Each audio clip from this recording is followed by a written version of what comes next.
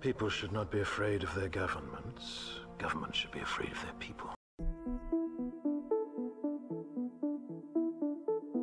V for Vendetta is a graphic novel written by Alan Moore with art by David Lloyd.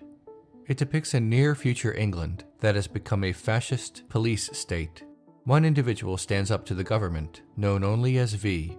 The limited comic series contains Alan Moore's personal politics, most notably anarchism. The film version, which did not involve Moore, presented a similar fascist government but removed nearly all mentions of anarchism save for a few oblique references and some of its aspects and features under different names. This was, perhaps, an effort not to disenfranchise its target audience, who, in 2006, were more keen to rebel against the waning George W. Bush administration than adopt anarchism as their political philosophy. Anarchism is seen as an extremist worldview, but much of that is based on misconceptions about what anarchism actually is. In the graphic novel, V remarks on this misunderstanding, telling Evie that anarchism is not about chaos. Anarchism does not mean without laws, it means without rulers. Anarchism is generally not about planting bombs and throwing bricks through windows.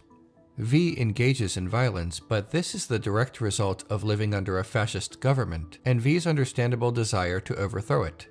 In practice, anarchism is simply a system of voluntary cooperation with a limited or non-existent hierarchy. Chaos is actually the opposite of what anarchism hopes to achieve. Anarchism states a social hierarchy, a system that ranks people in various degrees of authority, does not justify itself. The Norse-Fire party of V for Vendetta contains a social hierarchy. A leader pictured here in Big Brother vision, his immediate underlings, meaning the heads of various departments, lesser government officials under them like Fingerman, V for Vendetta's lethal police force, and everyone else, people without authority. Unless justification for a social hierarchy can be plainly given, then it is illegitimate and should be dismantled. This is what anarchists believe. Anarchists like V believe that the burden of proof to justify this authority lies with the government, and since the government cannot justify its hierarchy and all the problems that come with it, said government must be removed and be replaced with something more egalitarian. Anarchism, or anarchy, or anarchist are often words used pejoratively and as synonyms for chaos or lawlessness. Even I have used it erroneously as shorthand. But philosophically and politically, that is simply not true. Anarchism does not reject all authority, only coercive authority. 19th century anarchist and philosopher Emma Goldman once wrote, "Anarchism is the great liberator of man from the phantoms that have held him captive.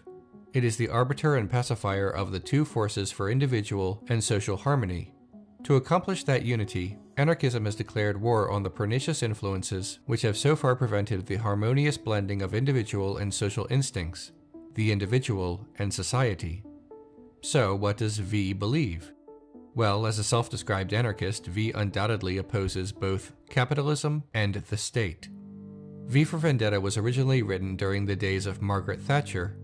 Under the tenets of Thatcherism, capitalism was seen as synonymous with freedom, which is a kind of doublespeak. In reality, capitalism grants incredible power and freedom among the few, and grants lesser resources and therefore lesser freedom to everyone else. The leader of the Norse-Fire party, Adam Susan in the comic and Adam Sutler in the film, retain some of these properties from Thatcher. In the film, capitalism in the form of a pharmaceutical company helps usher in fascism. Some would call this an abuse of capitalism, but anarchists would say that this is the standard usage and intended outcome of capitalism: consolidation of power and authority. Capitalism is guided by private ownership of the means of production. Anarchists like V would oppose this because workers are subject to the will of their employers, and because those struggling to make ends meet do not have a perfect safety net. In the comic, Evie is forced to become a sex worker. In the film, she works at a television station and believes that her boss is trying to seduce her. The twist is that she is mistaken. Her boss is a homosexual, but this is something workers generally face: exploitation by a capitalist hierarchy. Side note, anarcho-capitalism is a misuse of the term anarchism, and it has virtually nothing to do with anarchism and is actually a diametrically opposed right-wing ideology. It's a co-opting of left-wing terminology. Capitalism and the state are intertwined. They feed each other, keeping each other in power. In the film, we see this as a rich television host who is also a puppet of the Northfire Party. For anarchists, the state is a powerful institution that monopolizes the use of violence and marks out territory for which it can exercise and maintain said violence. This might seem hyperbolic at a glance, but think about it. The state is allowed to perform violence. The police can arrest us and shoot us. We are obviously not allowed to arrest the state or shoot the state, meaning the police. The military is allowed to invade the borders of other states and kill people who are under the rule of that state. We are not. So the state monopolizes violence by claiming exclusive ownership of it. In V for Vendetta, the Fingermen use violence against Evie. Later, they use violence against her boss. To anarchists, state violence is unacceptable, and we see an example of the people's breaking point here as they finally exercise violence against a Fingerman who has killed someone. One could argue that the state only uses legal violence, but that is the point. The state decides what they may do. They create the rules for themselves, and when they break the rules, the power of the same state defends themselves from prosecution more often than not.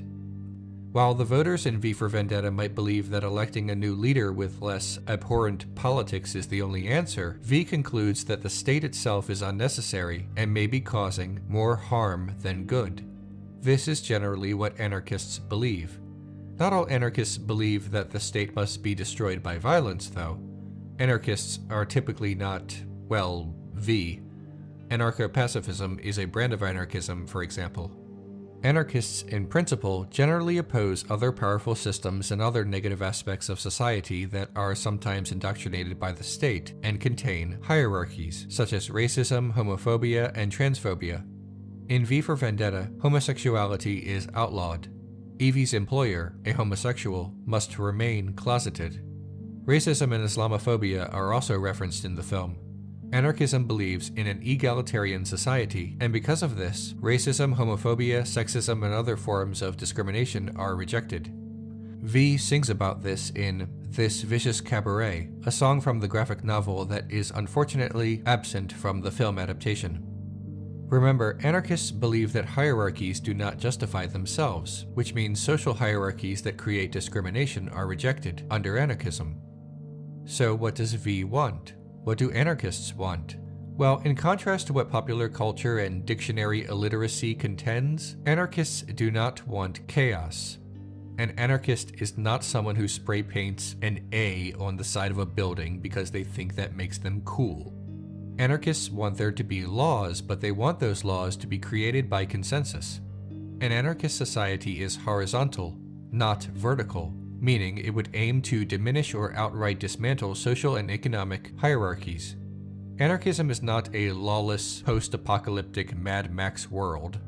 Anarchism is more like revolutionary Spain in the 1930s before the fascists took over, or the many anarchist communities and cities across the world in the present day. When V believes his work is done and prepares for his Viking funeral, the England that he leaves behind is not meant to be one of disorder. It is simply meant to be one of a new order. Anarchism is not something that happens overnight, like at the end of the film. It's more of an incremental process.